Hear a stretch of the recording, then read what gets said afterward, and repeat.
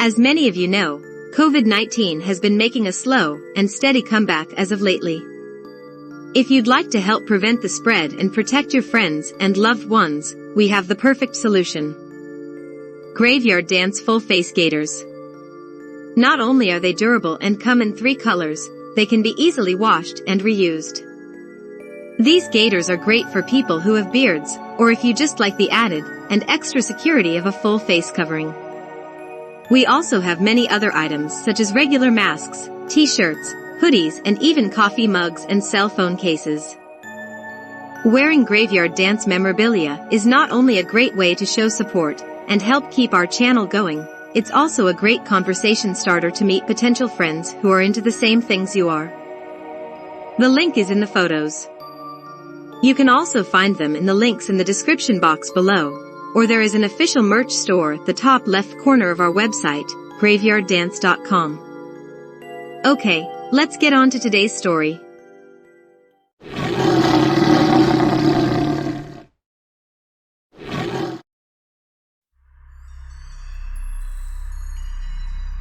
The world has had a long-standing fascination with serial killers.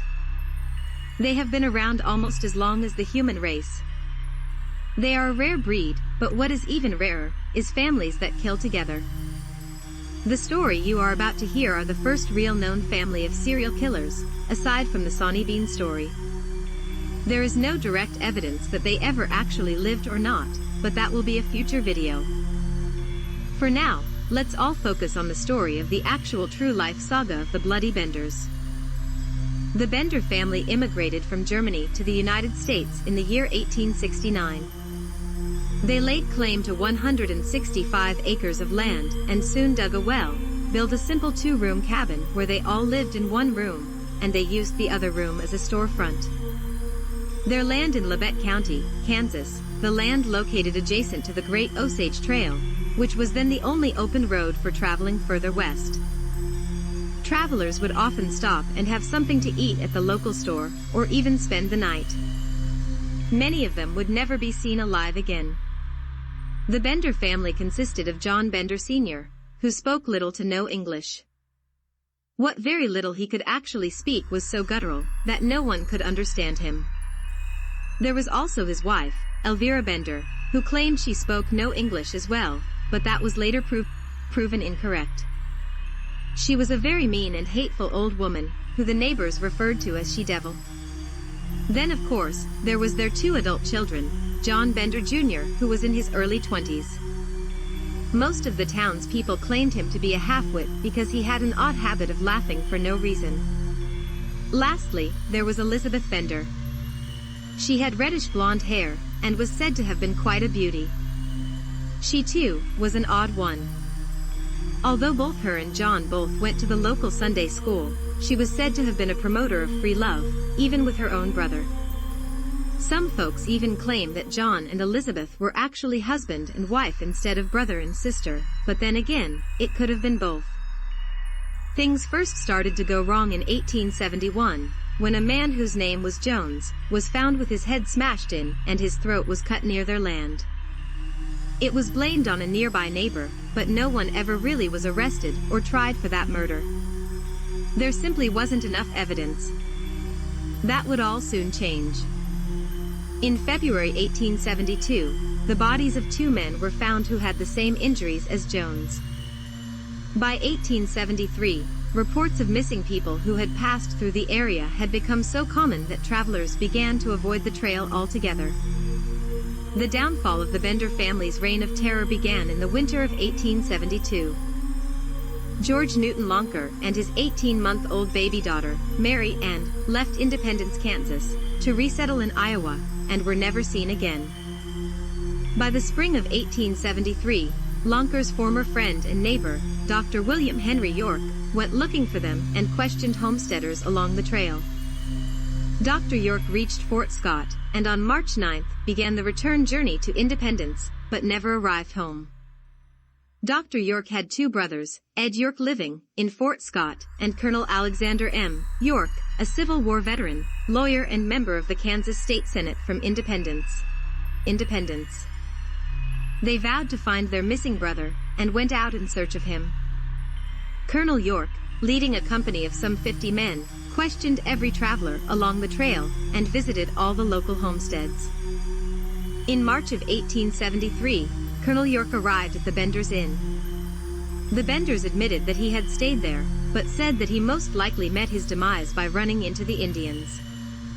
At first, Colonel York thought this made sense.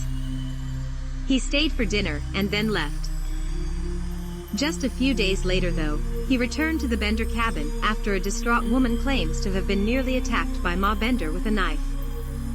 At first, she tried playing the old, "I can't speak English" trick, but as she increasingly became angry, she made the mistake of blurting out in plain English that the woman had it coming to her for trying to curse her coffee. Elvira Bender demanded the men leave, but they had already started to see through their lies. Without proof, though, there was very little that could be done.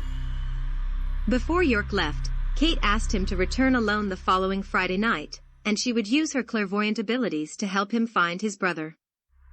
The men with York were convinced the Benders and a neighboring family, the Roaches, were guilty and wanted to hang them all, but York insisted that evidence must be found. Around the same time, neighboring communities began to make accusations that the Osage community was responsible for the disappearances, and a meeting was arranged by the Osage Township in the Harmony Grove schoolhouse. The meeting was attended by 75 locals, including Colonel York, and both of the Bender men. The Benders knew their time was just about up. A few days after the meeting, a local man happened to be riding his horse and buggy near the Bender cabin, and noticed that all of their animals were not fed. He also noticed that it seemed like the entire store and cabin had been cleaned out and abandoned.